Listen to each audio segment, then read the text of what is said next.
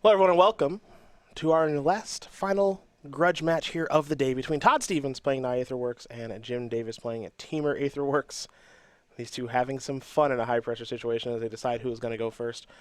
For Stevens, it is his first Players' Championship, a long-time goal of his. For Jim Davis, he's the defending champion. It's his third one. Davis had his back against the wall last year in this same situation. He was able to work himself out of it and work himself towards the title. So we will see if he can do it yet again as these players shake hands and prepare for the most important match of their tournament. As here's an Attune with Aether here from Todd Stevens. 2 energy and a basic land on the way for the Texas native. We'll be heading over to Jim Davis, who is on 5 cards to start this game. Not ideal, to say the least, as he picks up a copy of Chandra.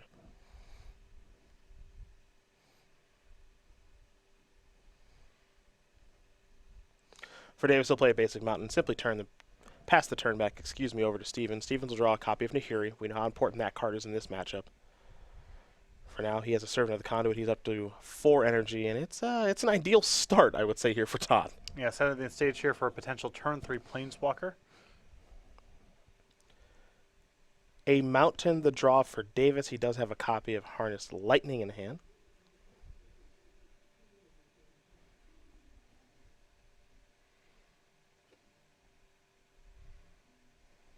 Jim will play a mountain. There is Harnessed Lightning. He'll have 1 energy left over as we head back over to Todd Stevens. Stevens going to untap and draw. Picked up a copy of Aether Hub.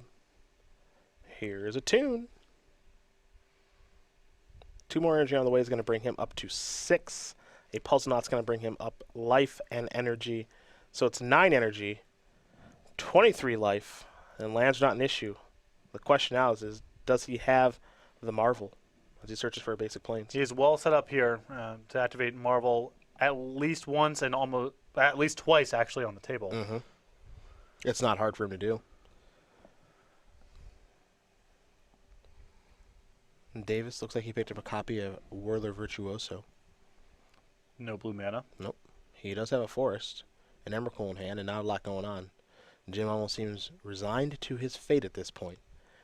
However, it is Nahiri from a Cinderglade, not an Aetherworks Marvel. Still really bad news. Mm-hmm. Nahiri will go up.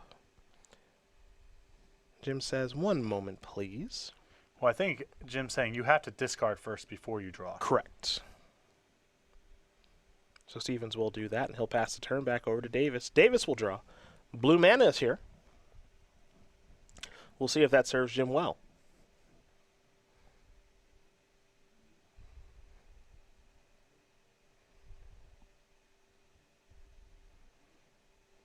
Here is Chandra. The Planeswalker battle begins.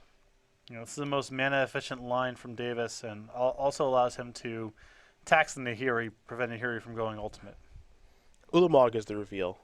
Redirect over to Nahiri, it appears. Bring it back down to 4. And that'll be Davis's turn. We head back over to Stevens. He'll untap and draw. Marvel is here. That's a tough one to get away from this turn.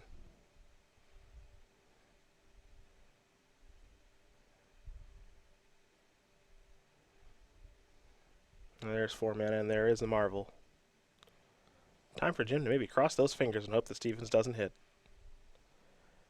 Todd will fall down to 3 energy as he takes a look at the top 6 cards. We'll see if he can find a nice one here in the top 6.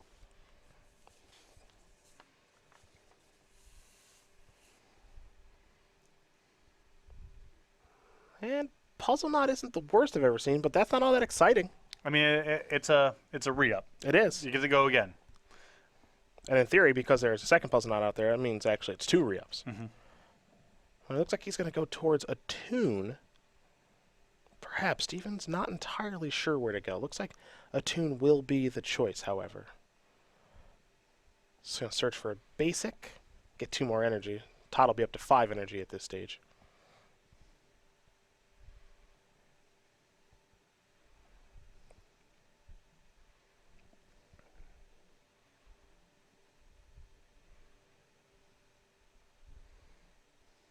Now we might see him go to Nahiri. Yep, back up to 6. Discard the forest he found with a tune. And a new card on the way. Picked up a hub. Play a hub. Back up to 6. Just that easy. Another activation next turn for Todd Stevens as we go over to Jim Davis. Davis will untap those 4 lands. He will draw a card. He's got all the colors of mana necessary as he picks up a copy of Aether Hub. However, the hand is pretty weak here for the defending player's champion. Ishkana without Delirium. A Whirler Virtuoso without any energy. And a Emrakul without any mana or graveyard. Yes.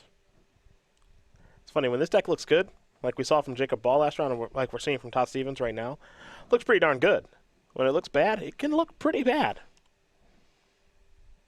A tune is the reveal, and now Davis has got to decide if he wants to cast it or if he wants to redirect over to Nahiri. We saw him redirect over to Nahiri last turn. Curious to see if he'll do it again this turn. I mean, value in getting a little bit of energy here, and it gets him up to 3, which is a magic number for another Thopter off of the Whirler Virtuoso. Mm-hmm. Also gets another card type in the graveyard for Ishkana and Emrakul, plus it's more mana. Mm-hmm. You're selling me on all of it. I think there's enough small pieces to like here that it's worth casting. Also, you have another turn to respond to the Nahiri because it goes ultimate at 8, so if that's a concern of yours, you can cast the Attune this turn and then deal 2 next turn if you're feeling so inclined. Well, Davis decides he's going to search for the forest.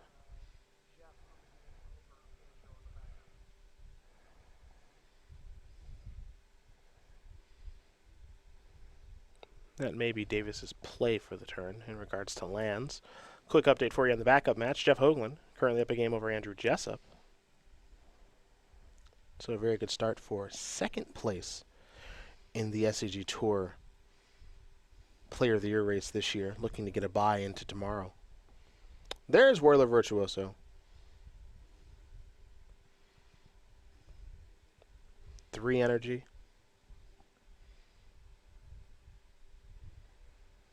And Davis may just be passing the turn here. We'll go back over to Stevens.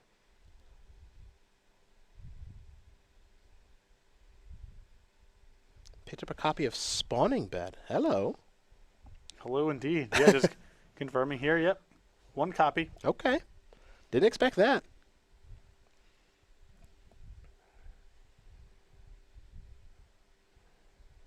He'll start by activating the Marvel. No energy left. Top 6 cards. Jim doing a little drumming. He's a hoping. Dune Rain. World Breaker is a hit. Remember, you cast it, so exile target Yeah. artifact, enchantment, or land. That looks right. Yeah. That looks right. It's not quite Wasteland, but it'll work for you. Good enough. I mean, it's harder to do. It requires way more work in this format, true. so I appreciate it. It's not a guarantee you could see this over the course of covering however many rounds of Standard, you know? Nahiri going to go up to 8. Time for Stevens to discard. There goes a hub. Draw a card. Picked up a copy of Ishkana.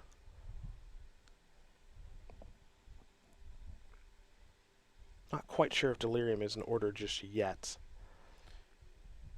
But a Spawning Bed might be. 4 mana. Chandra. Torch of Defiance is now here for Todd Stevens. Davis already has one. It's going to start on 4 counters with a powerful Planeswalker from Kaladesh.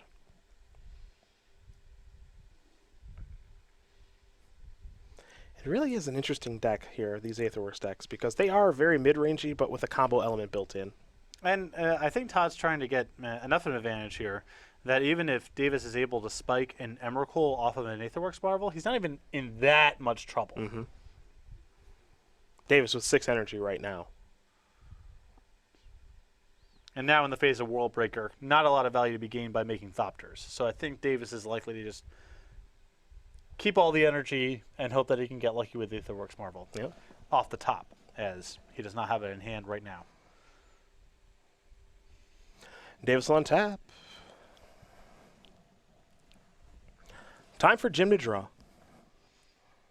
Evolving Wilds to go along with a hub, an Emrakul, and an Ishkana.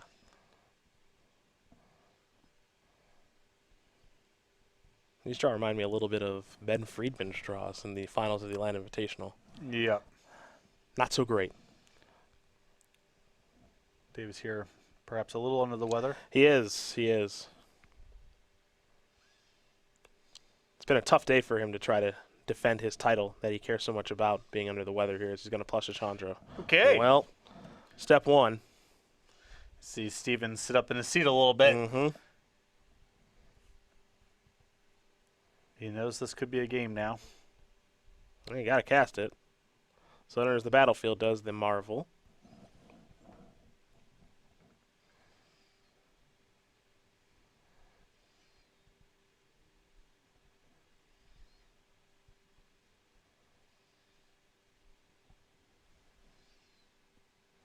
And Jim might say, yeah, I mean, I ain't got much else going on. Yep, no reason to get tricky here and wait. Just let it rip. Top 6 here for Davis. The Servant of the Conduit. Let's make it 2 of those. Another Marvel and a Vessel.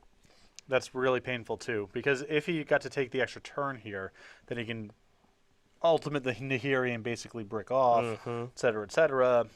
Now, not only did he find nothing of substance, but the Nahiri can answer the Aetherworks Marvel.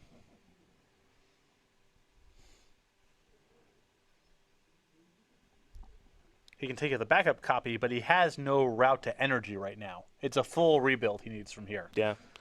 He'll get himself, I believe, 2 energy from this exchange. Yeah, because he's going to lose one of the Marvels, and they'll both trigger once something dies. So that part's nice, I suppose. But it is, as you mentioned, pretty large rebuild. Evolving Wilds for Jim will allow him to play a permanent that he can sacrifice to get another energy, so he could be on his way up to 3 here in no time. But Nahiri's at 8 for Todd Stevens. We know what that normally brings along with it. A stone rain. Maybe a little more than that. We'll see. We'll see. Marvel the draw there for Stevens.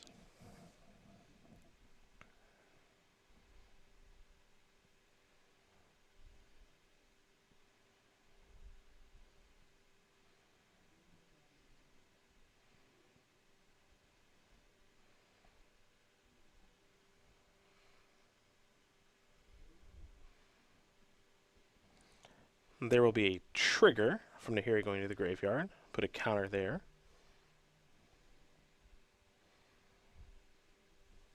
And now Nahiri is going to go searching something up. Hello, Ulamog.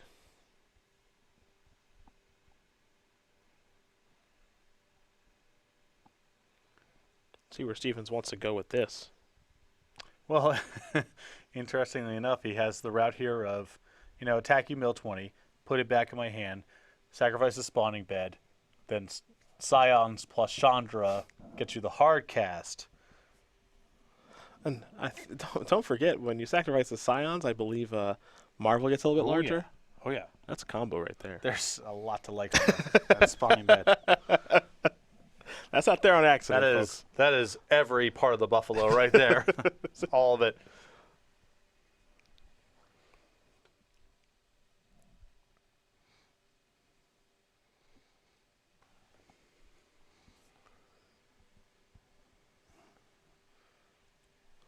Milling 20 here.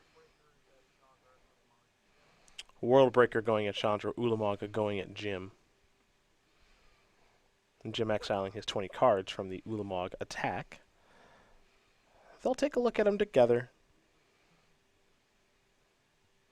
Jim will lose some goodies. Allow Todd Stevens to look if he'd like. Those ones are gone for good.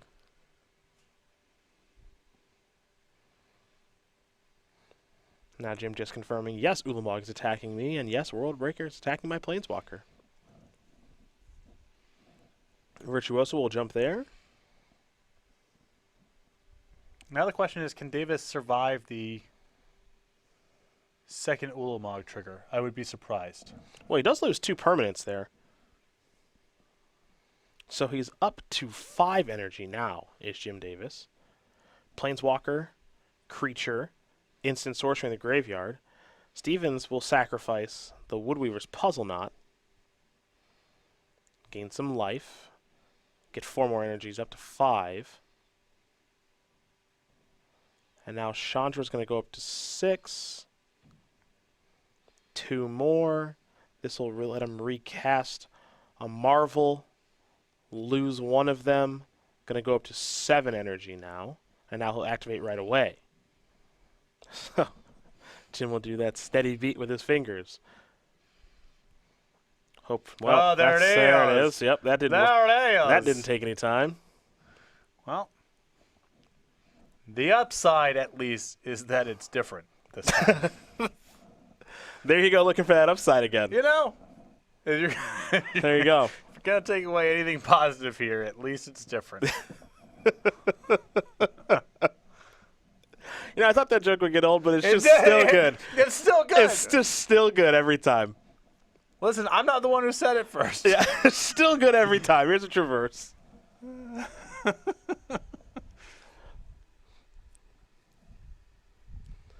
Stevens with Delirium, I believe, at this stage. I'd be shocked if he didn't. He's had everything else this game. Made this one look pretty easy thus far. Thinking Hub, getting energy. Yeah, he's got ambitions to recast the Ulamog. Sure. Should we get to that point? Could be this game plan. I think it's likely that whatever happens on this Mindslaver is just going to be too much. We shall see. Davis with a Hub, an Emrakul, and a Shikana. Drew a tune. And might as well lean back, play the Hub, get an energy. You can attune, fail to find, Aetherworks Marvel, essentially fail to find. Yep. Top 6.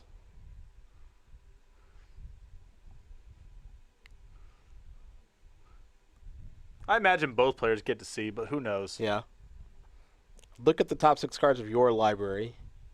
So here we go. Attune, Harness Lightning, Evolving Wilds, Vessel, Woodweaver's Puzzle Knot. Those all stink. Yep. Maybe I'll just take a Harness Lightning and throw it over at World Breaker. Well, you can attune, fail to find, and then harness it for 5. He's got to cast it right now, whatever he found. Oh, Yeah, okay. He doesn't float it. off of Marvel. So he can't live that dream. Yeah. I was with you there momentarily. I'm really, obviously I'm very very tied up on this attune, fail to find line. I feel it's That's your big plan? it's essentially a stone rain, and you got to take them all.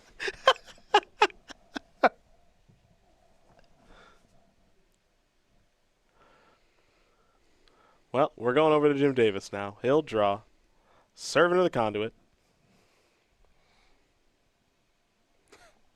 Our spotter there for some nice little rub-ins. You have no energy. You have no energy. Please get the counter off. Correct. Please move that.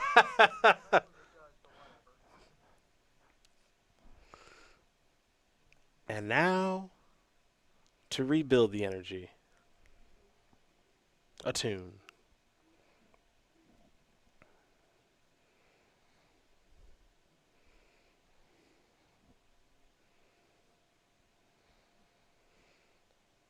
Jim out of blue sources? He may only have one island in the deck. Yeah. That wouldn't surprise me. Yeah, just one basic island.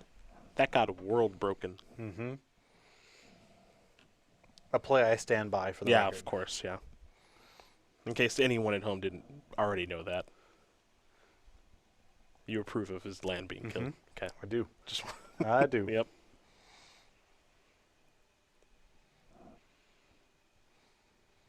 Next up for Davis is Ishkana, along with 3 spiders. Look, it's not impossible. It's going to be real hard, but it's not impossible. That's the way I look at it. Yeah, I suppose with Aetherworks Marvel, there's still the hope of being able to string together enough hits. Yeah. I mean, it's going to be really, really tough, but it's not impossible. And if you're Jim, honestly, that's the only way you can look at it. I mean, this is for your tournament. Yeah, I mean, you got to play this out. Yeah. Absolutely.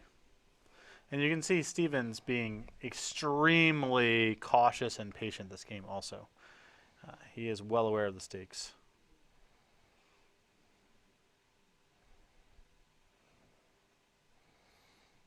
Here comes some average-sized creatures. One's a 13/13. The other's a 5/7. Jim's got some blocks to do. Ideally, the plan here is to block in a certain way to be able to reload up the Marvel, I imagine. Yep, all the chump blocks are good. Jim will take 8 trample. Fought out of 12. Put 2 more energy on it to the Marvel. Traverse. I see.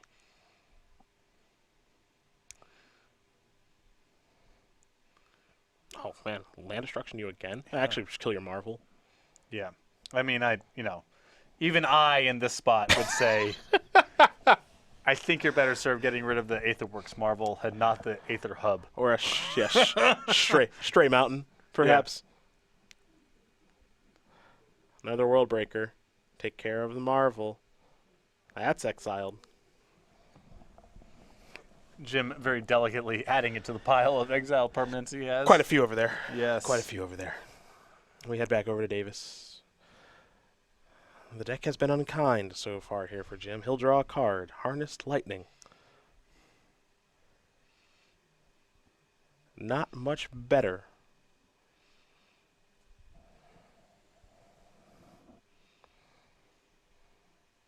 All right. He can play this. Trigger.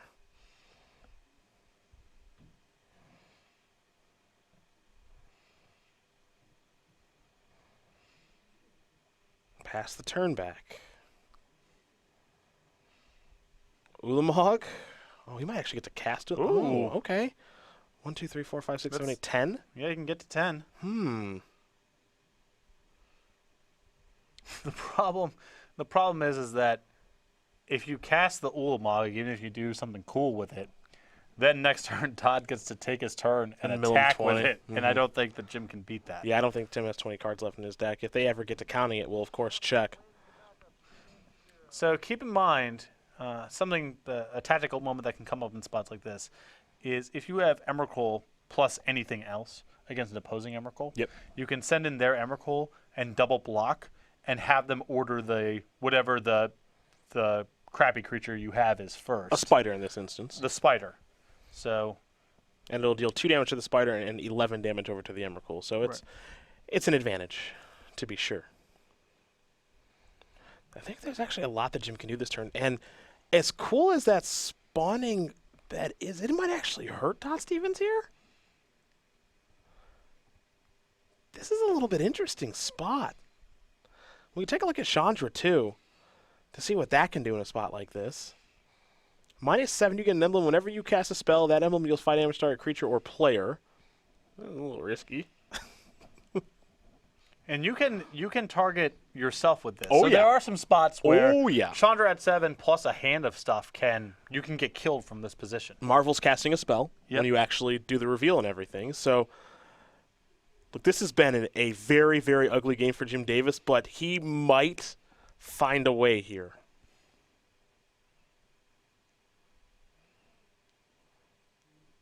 He's going to start by attacking with Emrakul.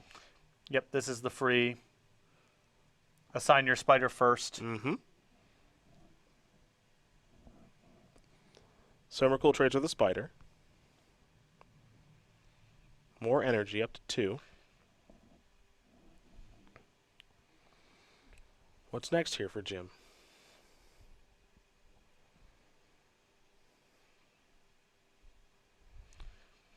I mean, Stone Raining, using the spawning bed and sacrificing the Scions is a freebie. If there's anything to do that's better beyond that, that remains to be seen. And you can also basically burn off 6 energy here by sacrificing the Scions, activating the Aetherworks Marvel, and missing. Yeah, but how do you contend with Chandra and the World Breakers? Right. This is not quite a path for Davis to get out of this. We don't think. But we're not sure. He gets 3 Scions. Sack them all for 6 energy. I suppose the Aetherworks Marvel could do better than Brick here. There are some reveals here. That's the other thing. There are some reveals here that are punishing for Todd. So he's got 3 colorless mana floating. Now he's got no energy left. So now Jim takes a look at the top 6 cards of Todd's deck. Harnessed Lightning, Vessel, Puzzle Knot, Hub, Evolving Wilds. Nothing disastrous. Mm-hmm.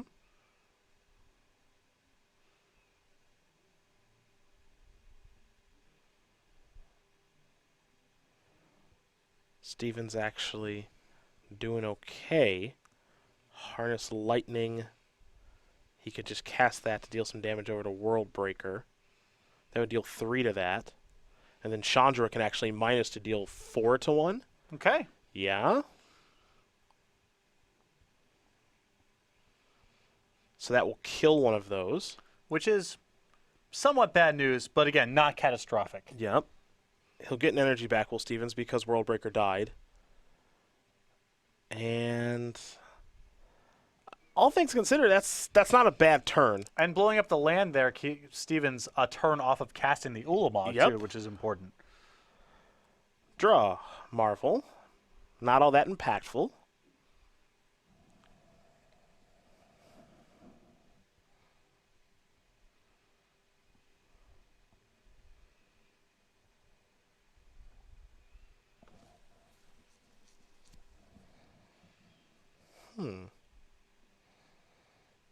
Interesting spot here now for Todd Stevens. It was looking very easy before. Now, I still think he's in a good spot, but not as easy as I thought it was going to be. Certainly if the table gets a little bit cluttered there. Of course, the Mind Slavers that your opponent yields could do some really, really destructive stuff. I still feel like Stevens ultimately has the resources here to manage this, but Davis has at least gotten to a spot where he's drawing live. And that's a nice hit there for Stevens off of the Chandra. I like casting the Attune both as a source of energy and to get land number 8, pair it with the Chandra, and be able to cast the Ulamog next turn, or at least force Davis to attack with the Emrakul.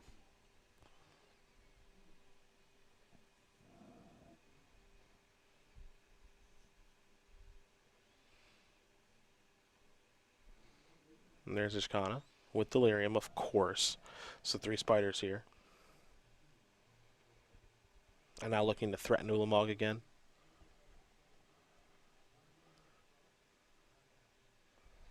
And Davis will take a look at the graveyard. See what Stevens is working with. And now Jim will untap. Time to draw. Attune brings him up to 6 energy. You see Jim's trying to figure out, how do I work my way through all this nonsense? Especially when his hand just isn't particularly good. It's challenging because he knows that Ulamog is looming. Mm-hmm. The way to prevent that, at least for a little while, is to have Emrakul attack Chandra. But there are a couple problems with that. One is Stevens can say, okay, fine, no blocks, and start racing on the way back with Davis at 12 and Stevens having an Ishkana and the available mana to activate. Or Todd can also put enough toughness in front of the Emrakul to have Chandra survive and still cast the Ulamog. So he has 2 good paths depending on how he wants to manage this. This is all Davis can do, though. There is no way for him to win the game by saying go. Oh, yeah, that's off the Has to table. attack with Emrakul. Yep. Stevens has to make some more sort of mistake. I'm not even sure there's a mistake to make at this point because I think both paths are fine. If Stevens wants to race, that works. If Stevens is really committed to casting Ulamog next turn, I think that's also fine. Yep.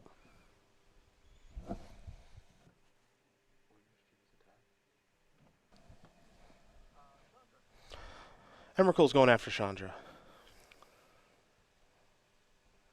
I think this is, you can see 13 points of attack coming in here, and it looks like Stevens is thumbing around 9 points of toughness. And the reason for this is that's enough of a chump block here, where if everything goes right, Chandra falls to 1 loyalty. Or Jim could have a Harness Lightning and take care of something and trample over for enough to kill Yes. Chandra. Having an instant speed removal spell is really good here. Yeah. But there was really no way to avoid this outcome unless Stevens was willing to commit World Breaker to a chump block. Which, yeah, doesn't seem likely. Sound right to me. Yeah. So,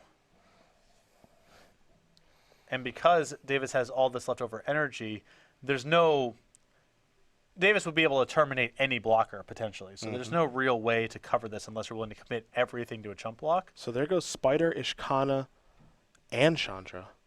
Now, if you're Todd Stevens, you better remember those energy triggers. That's important right now for your Marvel. Davis will play a Tune. Okay, no Island to search up in this instance for Jim. That got destroyed by World Breaker earlier. That said, up to 7 energy.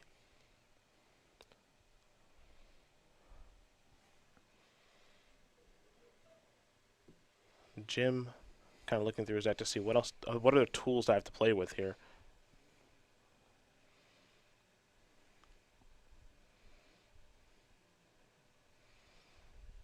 And now we're going to head back over to Todd Stevens. First of all, we're going to have to find out is there's a servant that's going to bring Jim up even more energy to 9. We're going to have to find out if the Marvel's going to be good, if he has the ability to get to Ulamog again. He's going to start with the Marvel, bring himself down to 1 energy. Pretty big here for Jim. Pretty big here for Todd, too, honestly. That's a hit. That counts. Yep. That's just lethal. I mean, That just takes care of this Stevens can take care of the 2 blockers. Attack. The Ulamog trigger kills Jim. I mean, that's it. Mm-hmm.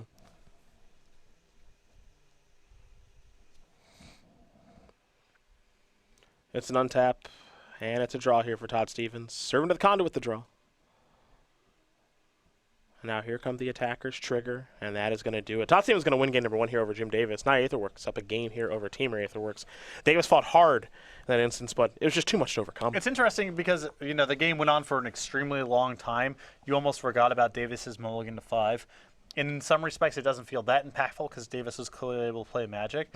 But it took him so long to get the ball rolling at all, to get enough energy plus pieces to do anything. By that point, Stevens had generated such a huge advantage that Davis was on the back foot the whole time, and even some good hits off the Aetherworks Marvel, a couple well-timed Mind Slavers that he managed very well, he couldn't overcome that early deficit. Just a lot to get through. Yes. That's just kind of how this deck works. They're going to grind you down. They're going to slog you. And eventually they're going to beat you, and that's exactly what ended up happening there. So we're going to take a look at the sideboards here for both players. We will start over here with Todd Stevens. I imagine the sideboards look somewhat similar. 4 Tireless Tracker, Harness Lightning, 3 Kozilek's Return, 3 Natural State, 2 Tears of Alikut, an Ishkana Graph Widow, and a Blighted Woodland here for Stevens. I like the Ishkana here. The Blighted Woodland seems great for a matchup that's a little bit on the slower side. And then, of course, 4 copies of Tireless Tracker, one of the most important cards in the matchup, with both players citing in more removal, being able to fight over Aetherworks Marvel, just turning it into a grind fest and a value fest is, I think, the best post-board plan. For Davis, 3 Tireless Tracker, a World Breaker, 2 Ceremonious Rejection, 2 Kozilek's Return, 4 Natural State, 2 Negate, and a Tears of Alikut. I know you like those blue cards. Love the blue cards in this matchup, particularly Negate, which is a good answer to Aetherworks Marvel, and the Planeswalker. The copy of World Breaker and the 3 Tireless Trackers also very solid here. Well, these players will shuffle up. They'll get ready here for game number 2 as Stevens is currently up a game over Davis. Davis will be on the play with his Teamer Aetherworks deck. We'll take this moment to talk about StarCityGames.com Game Night, the very popular promotion where this month we've got Fintuition. You can head over to go.starcitygames.com/game night and find out more information about Game Night. Every month we make new kits with pins and tokens we send to the stores that are signed up for Game Night. Stores then can run Game Night however they want to, any day of the week, any format they want, just to get players in the store on a regular basis for some fun and friendly Magic. It's December right now, which means the kit that is out is Fintuition. We have the next couple of months here ready to go. In January it is Squeaky Cheeky Acorn Breaker, and then February Corgi Firewalker. Again, go.starcitygames.com/game night. Find out more information. Stores, if you want to get signed up for Game Night and you aren't already signed up, contact your Star City Games in-store play representative. Todd Stevens currently up a game here over Jim Davis as these players play to see who will be playing tomorrow. The 30-year-old from Denton, Texas, has had an interesting tournament. Charlotte Sultai was a good start in a Legacy. A Modern, he played Eldrazi-tron, very, very risky there.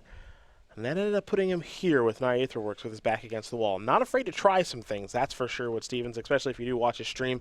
He loves to brew. The Eldrazi-tron choice, I'm curious to see if he liked or disliked the decision, but he doesn't have to worry about it anymore. He's here. He's got to win another game here with Aetherworks to get through to the second day. And pretty heavily metagamed for the mirror, having 2 main deck copies of World Breaker and 2 main deck copies of Ulamog. That's a lot of commitment to getting an edge in the mirror match. And those cards, alongside Jim's mulligan to 5 here, critical in Todd picking up that first game and getting 1 game closer, 1 game away from making the second day of competition. But again, he's against the defending champion here, is Stevens and Jim Davis. So we're going to see if Davis can tie things up. I can say with some certainty that Davis's draws in that first game, not particularly good. He did make a good go of it there with the Emrakul and some other tools, but for the most part, not great. And Whirler Virtuoso, his splash card, game 1, was nonsense. Yeah, didn't do anything. Did not do anything, particularly in comparison to Stevens' Nihiri. Yeah. Nihiri is picking up. I wonder what the win rate is of Nihiri against opponent with no creatures in play. What does that win rate look like? Probably like you play it on the board and they have nothing. They cannot attack. Yeah, probably extremely high. Extremely it has high. so much loyalty. It goes to 6. Yeah. It's so much loyalty. And then in 2 turns, you're dead. Yeah. It's pretty silly. And honestly. if you can muster some offense, they get to loot and swallow up your attacks for a million turns. It's funny because, when this card was first initially released, I think the Magic community was excited about it, and understandably so. But it just took a little bit of time to kind of catch on. Well, it's easy, when you're looking at formats like Modern, where that ultimate of you win the game if you have 1 Emrakul in your deck. Oh, yeah, of course. It's easy to imagine Jeskai control already a deck. This is all very natural.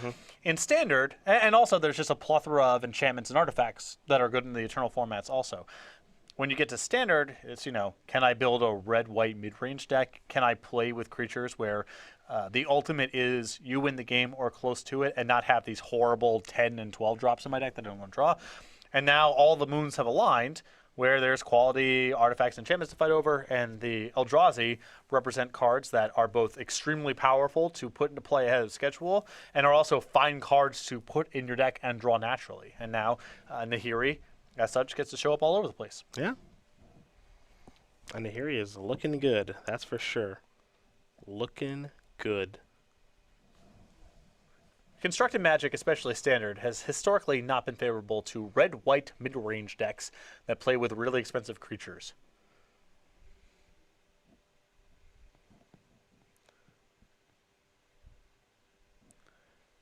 Both players here on 6, and it looks like both now going to 5. Oh, boy.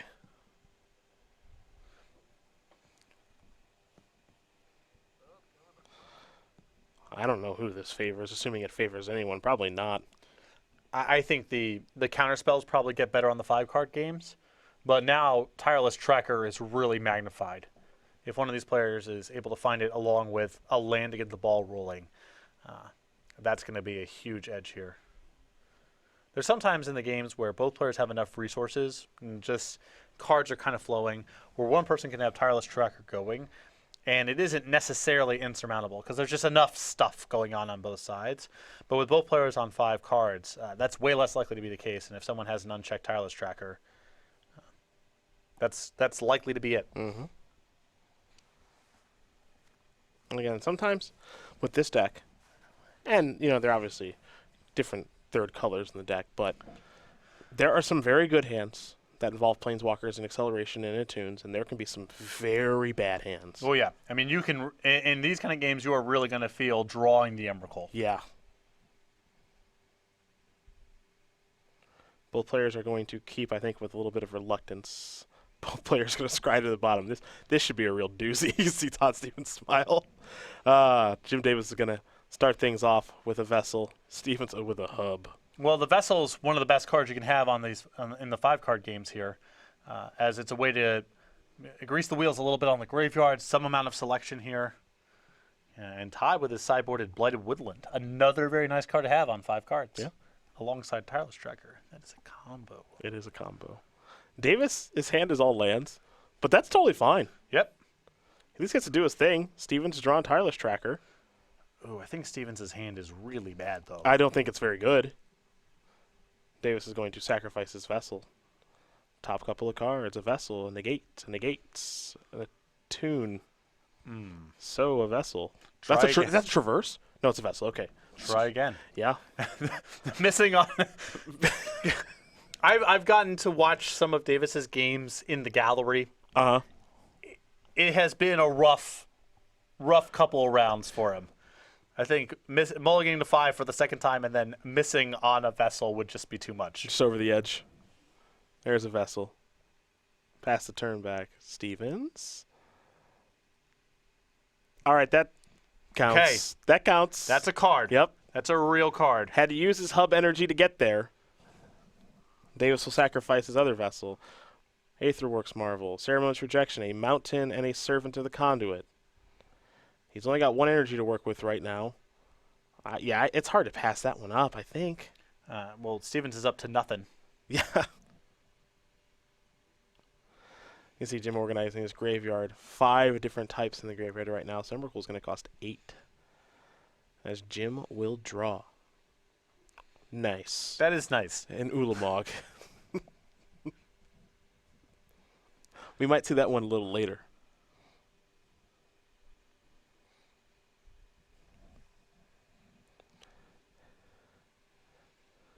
Davis will play a Mountain.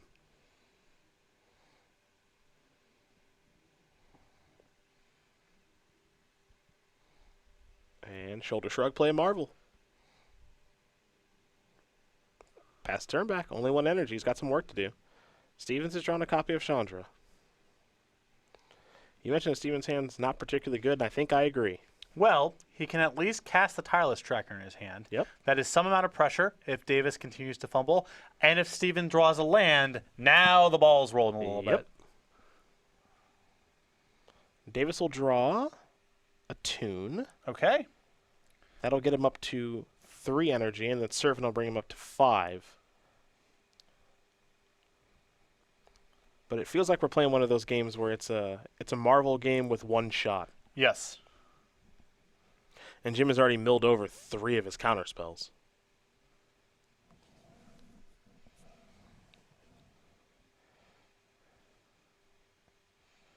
And Davis will search up a Mountain.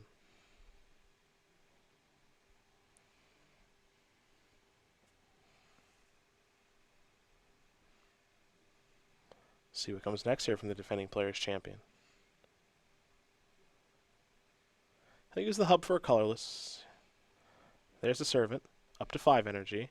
This is an island. Pass the turn back, I imagine. Yep. Todd Stevens will draw. Slow roll himself a little. All right, that's a land. I guess. It counts. Come on, I it guess. counts. I guess.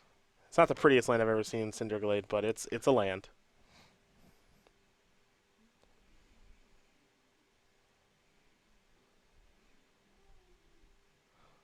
Both these players fumbling and bumbling around. Mm-hmm.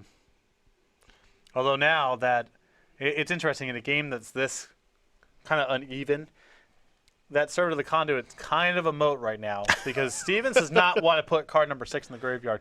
His hand is not served to be any sort of big Eldrazi. So if Davis doesn't have access to the 6 energy, don't give it to him, and you can sit behind your Tireless Tracker. Davis will draw. He has a Tireless Tracker of his own now. That's really nice because if the Tireless Tracker lives, then that's great. Now you're starting to recoup these cards. Mm-hmm. If the Tireless Tracker dies, energy number 6, and you get to spin the wheel. Well, I don't want you to forget something here. Tireless Tracker makes a clue. Oh, yes. He just got it wrong. Yeah. All right, yeah. Now we got it. Play a land, make a clue, sacrifice the clue. That's a permanent that goes into the graveyard. Jim sees this play, I think, right away. So that's energy number 6. He'll, of course, get to draw a card because he sacrificed the clue. And now we might just see him spend the Marvel right away. Yeah. Fire away, Jim Davis. Top 6. We'll see how he does. It's not Collected Company. It might be a little bit better than that. A hub, a Chandra, a Puzzle Knot, a Ceremonious Rejection, and a Tune. Cinderglade. I mean, Chandra is not terrible, Seen worse. but this is not a hit. Nope. And again, you know, it's going to be problematic for Davis to reassemble 6 energy. Now, Tireless Tracker can help if that sticks, and at least he's not under that much pressure. but it could be a while before he's able to get to activate that Marvel again. And keep in mind, now it's tapped. If Stevens is able to snap off a Nahiri next turn, Davis is basically just on this tireless tracker and maybe the promise of Ulamog somewhere down the line.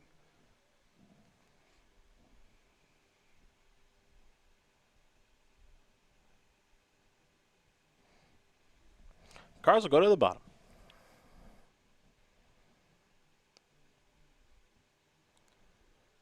Chandra starts on 4. We'll see where it goes next.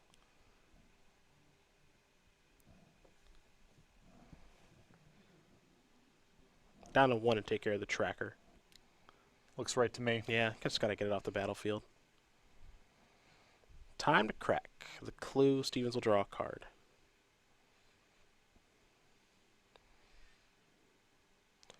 Evolving Wilds Attune. Nothing wrong with an Evolving Wilds here, I believe, with another copy of Tireless Tracker in hand. Yeah. Attune's not bad either. Also can play his own Chandra to finish off a Chandra, but at that point his Chandra is under duress from the Tireless Tracker. Yep. He can also play his own copy of Chandra. Just kill the Tireless Tracker. But then the Chandra gets to take care of his Chandra. Yeah. It's weird spots all around. Stevens will use his final energy. There's Chandra. He'll take care of the tracker. And actually, at this point, it'll actually be the Servant of the Conduit that takes care of the Chandra. Sure, either way, I think, yeah. Davis has it covered is the point. Well, I think that Todd would be happier if Jim had to plus his Chandra to take care of Chandra, Just as because- opposed to potentially getting a free card here. Just because Davis is struggling for cards so much. Yeah. And now, if Davis's Chandra is able to stick, he's at 7 mana right now with the land that he plays. Ulamog in hand. Well, Lamar just costs 10, right? Yeah, so he's... He can just cast it now. He has 7 Oh, lands yeah, plus Servant also. Servant. Yeah, he's just good to go. Yeah, shoulder shrug. Plus it, get 2 red. That was easy. It's weird because sometimes this deck just kind of explodes with mana when you don't realize it. There's Ulamog. Yeah, Todd says I am beat, and I agree. Mm-hmm. I agree. There is no beating that Ulamog in this spot. Jim Davis is going to tie things up against Todd Stevens. Team Aetherworks, Naya Aetherworks, going to game number 3 in what have been some weird, disjointed, and sometimes lopsided games. Yeah, it's not been exactly art so far. Yeah. But there's a lot on the line here, and Davis now tied up after back-to-back mulligans to 5. Maybe with an opportunity to play tomorrow to continue to defend his title. You know, for Stevens, when you're in a position, we've seen this over the last couple of years for the Players' Championship, when you're one of the players who you maybe are not a household name or you're kind of up and coming on the scene, and the qualifying for the Players' Championship represents the biggest competitive accomplishment that you've had thus far, you really don't want to finish in the bottom 4. Yeah. I've seen it over the last couple of years. There's a validation that comes with at least getting to play in the second day. And so for both of these players, a lot on the line. Well, we will learn a little bit more about Jim Davis in just a moment. We'll talk about the StarCityGames.com newsletter right now. It's your source for Magic the Gathering news. I'm sure we'll be writing about this tournament all next week, but there's a whole lot more going on in there. Oh, you got all the latest information on Star City Games with the latest information about the SCG Tour, a selected SCG Tour match of the week, exclusive deck lists and advice from many of your favorite columnists. You can catch up on all the recent event results, an exclusive cardboard crack comic, and best of all, signing up is free over at go.starcitygames.com/newsletter. We see G News in there sometimes. We see Todd Stevens in there too. And right now, we're going to watch Jim Davis, Todd Stevens play one final game. It's our last game to close out all our coverage here today. For Davis, of course, he is the defending Players' Champion. A little under the weather here. He's the 32-year-old from Long Island, New York, but he's gutting it out. He's had a great year. Legacy deck, Sultai Delver here this weekend, not much of a surprise. For Modern, Grixis Delver, again, not much of a surprise. Now Standard, he did play an Esper aggro deck at our Invitational 2 weekends ago, where he got 4th place. However, this weekend he's changed it up. He's playing Team Aetherworks, maybe to get a little bit of an edge in the mirror. And really, we're going to see how the decision pans out in this third game. Yes, I think the counter spells are still going to be very solid for Davis, but there's just a lot of things going on in the matchup. And post-board, it's possible the Tireless Tracker is the more more impactful than the counter spells even. It gives someone such a big advantage because trying to combo out is problematic because people have more interaction for it. But the Eldrazi are still totally castable if you're able to play a control game and go late, and a Tireless Tracker is the best way to bridge you from the early spots of the game to the later spots. So we saw Davis there squeeze a little bit of value out of the Tireless Tracker, which allowed him to activate the Aetherworks Marvel, that allowed him to get to Chandra, that allowed him to hard cast the Ulamog. It wasn't all fireworks, but the Tireless Tracker was critical in every stage of that. Has not been fluid ballet these games. No, it's been choppy. Yeah. They're trying to make something work. The power level of the deck, undeniable, but it has been a little choppy, as you did mention. Back against the wall. Does the defending champ get to keep 7? That's the question.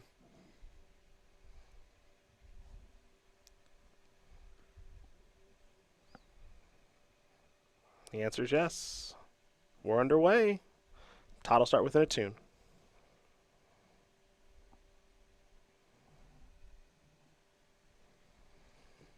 Two energy, of course, for Stevens. He'll search up a basic mountain. We'll head back over to Jim Davis. 4 is the draw here for Jim. See the hub he has in this, and a Chandra as well.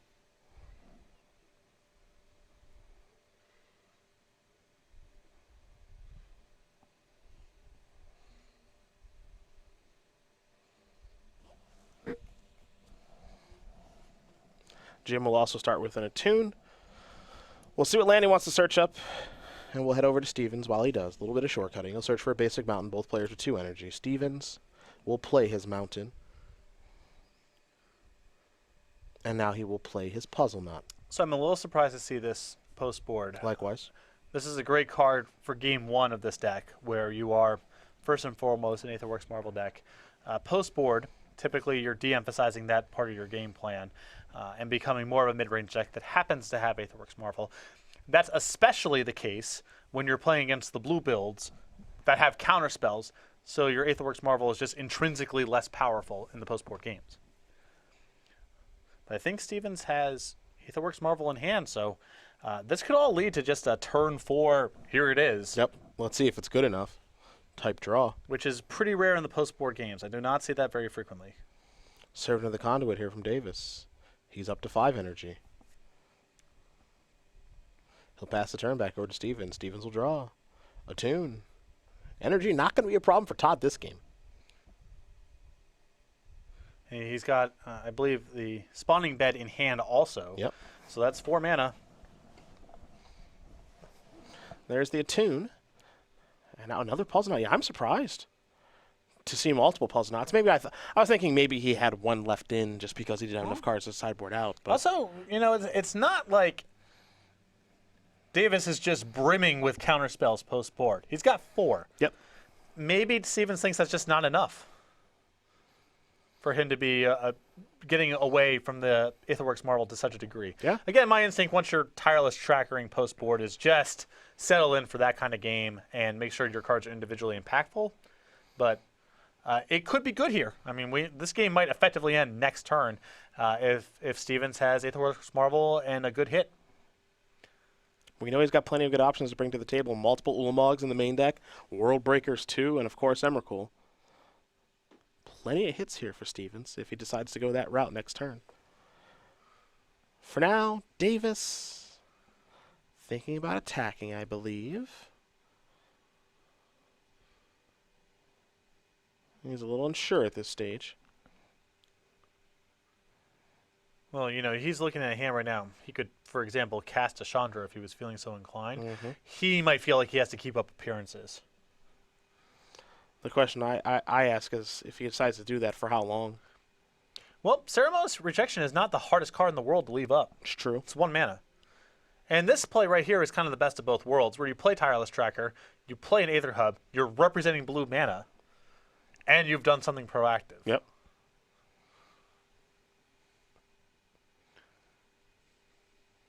We'll head over to Stevens. But if I'm Stevens and I'm keeping these puzzle knots in my deck, I'm snapping it off right here. I'm not, I mean, this is what you came here to do. Yep. You know? And it only gets worse because Davis also has 2 negates, and he's going to start drawing cards off the Tireless Tracker, so he's more likely to have counter spells. So this might be as open as the window gets. Right. Yeah. I know it's tough. You know, you're here all year, and okay, going to take a slightly more conservative route. Well, see, the reason I think he's going towards Chandra here is, of course, because Ceremonious Rejection cannot take care of this.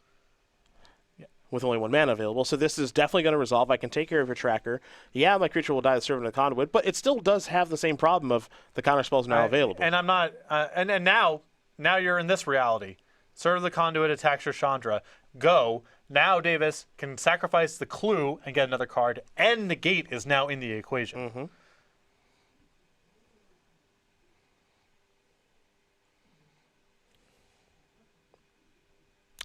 He's not doing so great. Nope. I recommend NyQuil, extra strength. I mean, I think that's going to depend on the outcome of this game. that's totally reasonable. We might be going with something a little bit stiffer here. Stevens pulls out this 3rd game. Yep. Davis is going to put the shields down, it looks like, for a turn.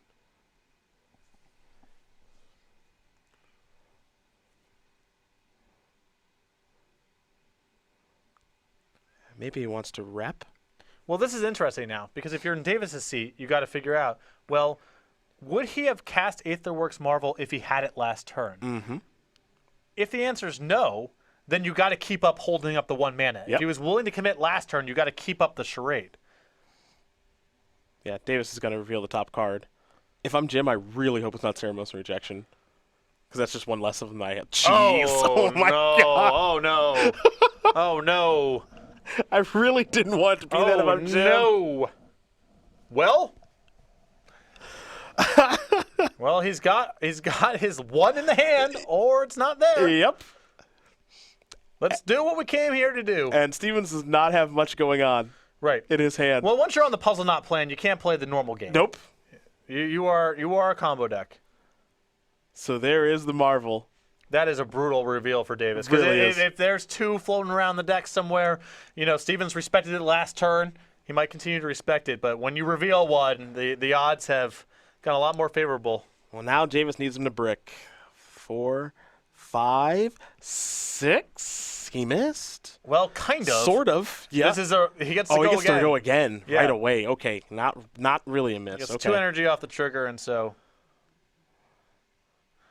So he'll lose the old one. He'll get 2 energy. That was the browse part. Okay. Now we get the show and tell part. Gotcha. Here comes Ulamog. All right. 1, 2, 3, 4, 5, 6. He missed again. But he's got quite a lot of energy to work with here. Yes, he does. He is going to get to go again and again. But for now, Davis is alive. I think Vessel might be the best of the bunch. We'll see what Stevens wants to select.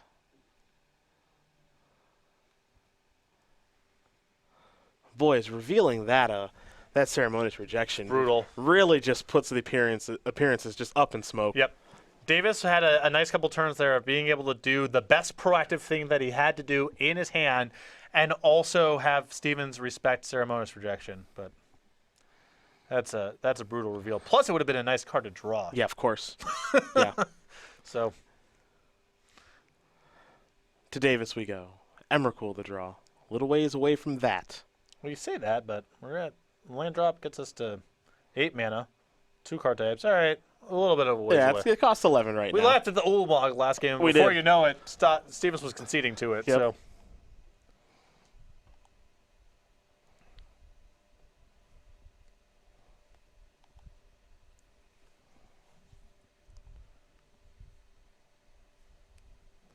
And Davis not in a position here to really interact with what's on the battlefield. He has his Eldrazi he can hit, but he's a ways from casting them.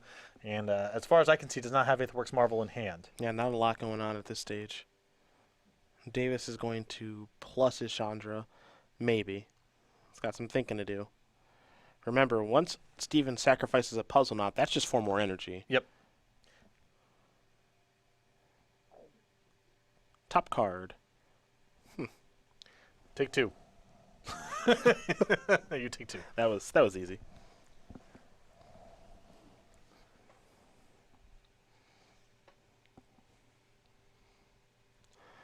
What's next for Jim? Hub. Up to 5. Remember, he's got a clue that he can sacrifice at any stage.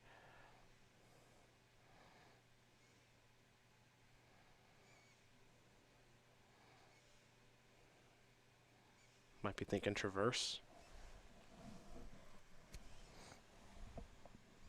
I'm going to go Vessel. Looks like he's going to go Crack Vessel. Maybe. Probably Harness Lightning, take care of the mana creature. Okay. Doesn't really prevent very much from Stevens' side, but we might as well do it. Like, whatever. Yeah. Not doing a whole lot Brings else. Stevens up to 3 energy, brings Jim up to 6.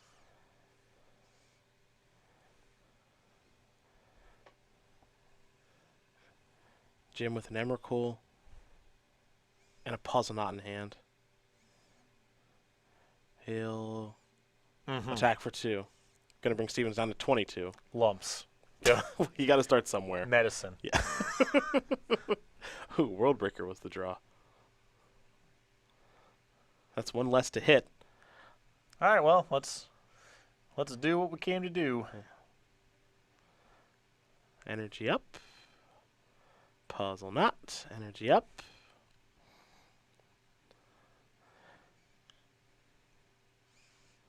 Stevens is 0 for 2. So I'm not sure if I like that better than just sacrificing the Puzzle Knot. I suppose he wants to cast what he wants to cast, but it does mean that if Davis had negate, he would keep him off of Aetherworks Marvel activation this turn. It's very true. Stevens is what I would say is no longer 0 for 3. The question you have to ask yourself is just how good is Worldbreaker right now? It's not nothing. I mean, it's not a huge hit here. But if Davis is kind of floundering around here with just Chandra and no Aetherworks Marvel, I mean, it's the best thing going on. Now, Nahiri was also in there for Todd Stevens. I'm not sure how well Nahiri lines up on this battlefield. Maybe better than I'm giving it credit for.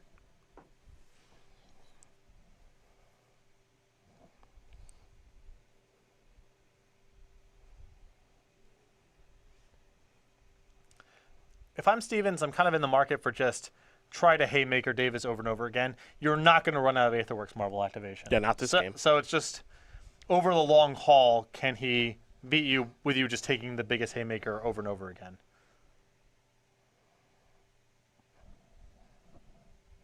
I don't like a tune. Just doesn't seem powerful enough. And remember, he's not going to touch your copy of Aetherworks Marvel. Yeah, once it's on the battlefield, it's just there. Suppose you can find Ulamog, but... Yeah, you know, like a tune lets Stevens search for a land, get some 2 more energy, brings him up to 4, which means he can start sacrificing Puzzle Knots a lot easier. I could see the rationale here. It just feels too low impact. And yeah. Ultimately, I think Stevens is making the right call here. I understand there's an efficiency argument. You get your energy. Now the Puzzle Knots are a lot smoother. But you're not going to run. The bottleneck here is going to be on I can only activate Aetherworks Marvel once a turn. It's not going to be about whether or not he has enough green mana to sacrifice his Puzzle Knots. If he runs out of energy, it's not going to be that sort of thing. Yeah, I think you just want to go with the high power play. Just keep doing this over and over again. Worldbreaker will take care of Jim's Forest.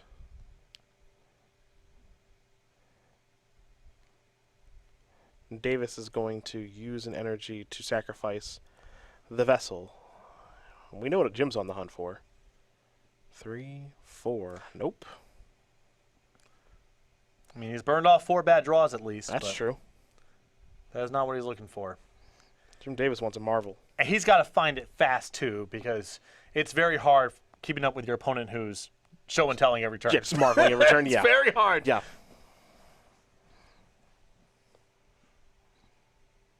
Jim is going to take a hub.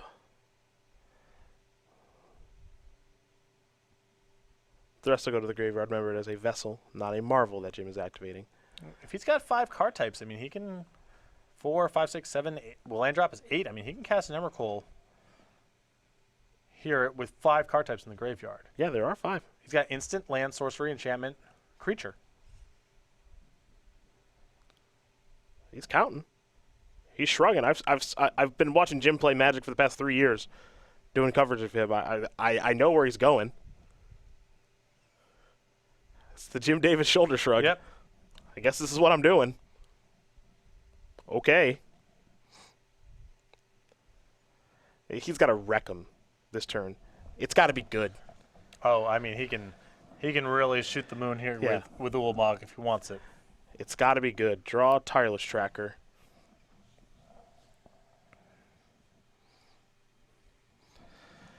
All right, staring down 3 puzzle knots. Taking a look at World Breaker. Oh, yeah. That's a Stone Rain, too. Yep. Make it attack, block it, put it back in the hand. Yep. It's even got the spawning bed. I mean, it's all there. It's all there. Yeah. Sacrifice the green land. Yeah. Oh, yeah.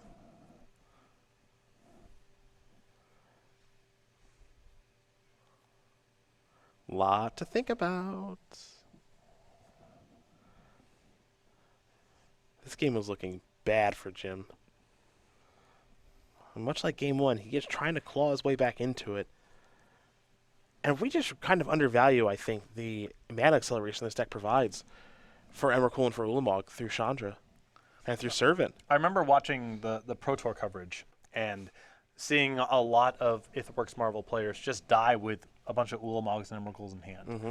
And Chandra, and to a lesser extent Nahiri, makes those cards into things you can realistically cast. And Davis here with 5 lands in play, casting an Emrakul.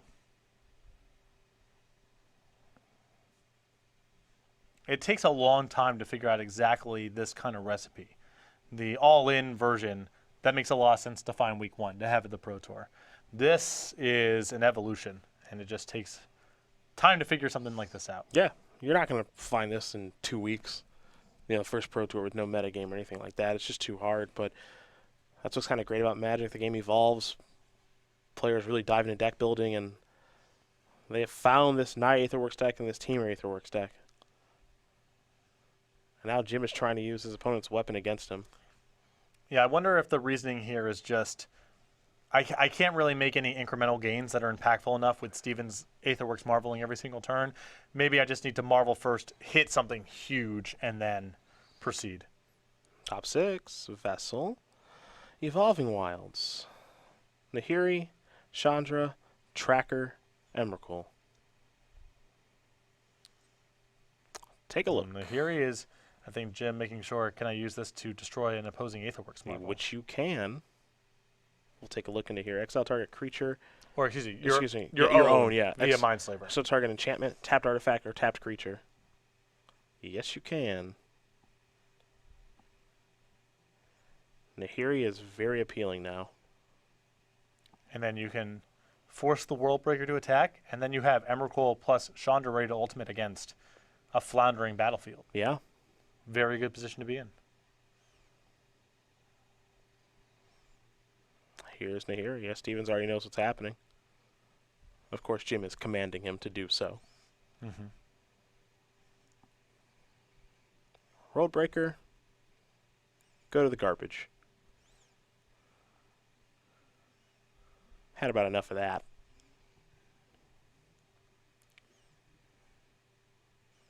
That's a real good Emrakul turn.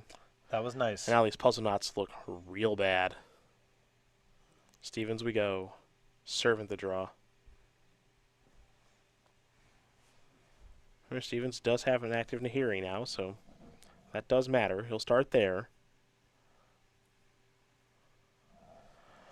Up to 4. Discard.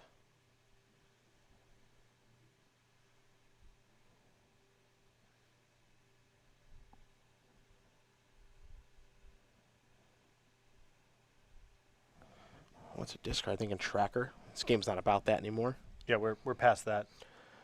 Chandra the draw.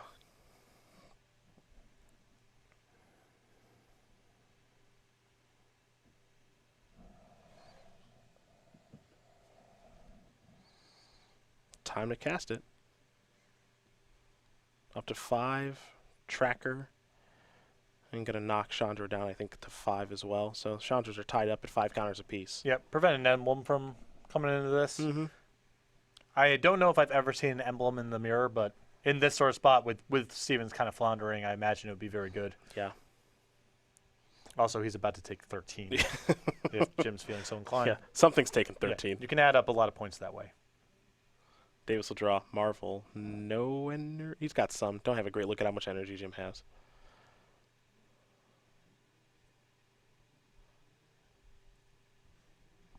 Well, I mean, he has enough. If he pluses the Chandra for mana, he's got enough to cast the Puzzle Knot and Aetherworks Marvel in the same turn. So that should get him there. Well, he's got 5, so it's not hard for him to get there. Yep. These games are swingy, man. Yep. Mindslaver is a swingy card. Yeah, As are 13-13s. yeah, these So- games are swingy. I thought Todd Stevens was going to run away with this thing with the fact he could activate Marvel just every turn with ease. Yeah, Stevens really needed that Aetherworks Marvel activation to be a brick. But there's a lot of hits in the deck, and anything that exiled, be it Ulamog, be it Nahiri, something that exiled the Aetherworks Marvel. Now Stevens is dealing with just a bunch of puzzle knots and serving the conduits.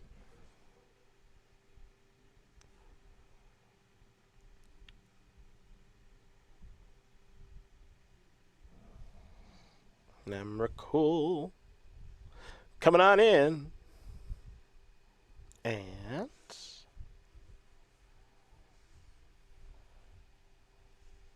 it's going to take care of Nahiri.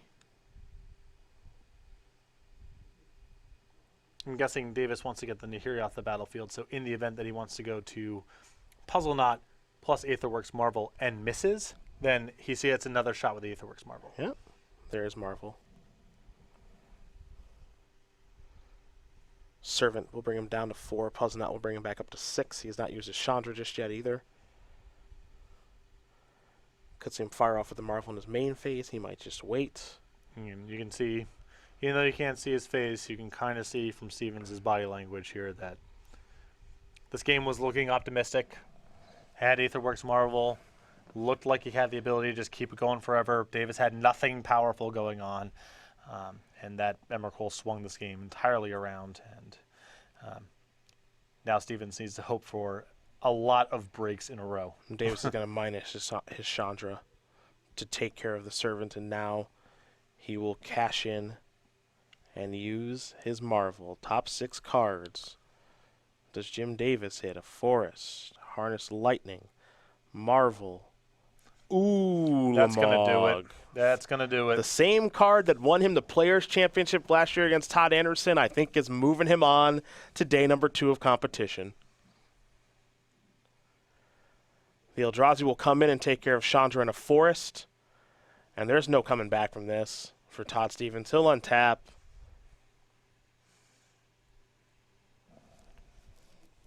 And he will draw a card.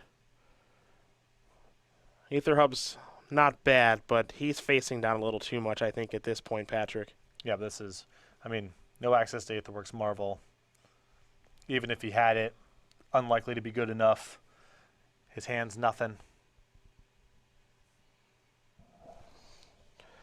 If I ask Jim Davis his favorite creature moving forward, if Ulamog's not his answer, he's not being honest. It's been doing some work. Yeah, over the past couple Players Championships, yeah. Made him a couple dollars. Yeah. Done a little bit of work. Yeah, no doubt about that. Davis is going to untap. Plenty of powerful Eldrazi and Chandra out there. He'll draw a card here in just a moment. You can even go again with the Aetherworks Marvel. If he wants.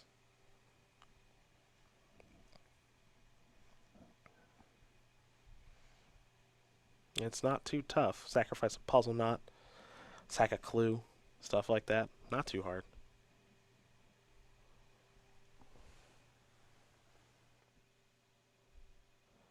Now it's just time for Jim to close it out. We'll start by plussing. Top card, negate. Well, the counter spells have stunk. That's not their fault. He hasn't drawn them. They have stunk. Certainly not the counterspell's fault. Beatdowns. Davis always wants to make sure of himself when he plays. Doesn't want to get too ahead of himself. Here's Nulamog trigger, top 20. I like the Alpha Strike. Oh, you're yeah. You didn't even need the coffee for that one. I understand, it's a high leverage match. You want to be careful. Always be careful. I like the attack.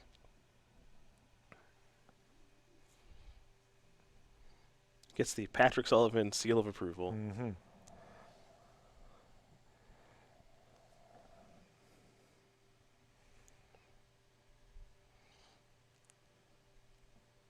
See if Stevens wants to do any blocking here as he takes what I believe to be his final turns here of this tournament.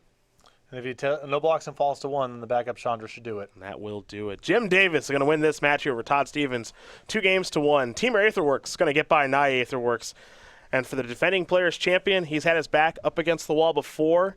He had it there again, and he won both times. We'll be seeing him tomorrow for our standard portion. Yep. Congratulations to Jim Davis. This tournament is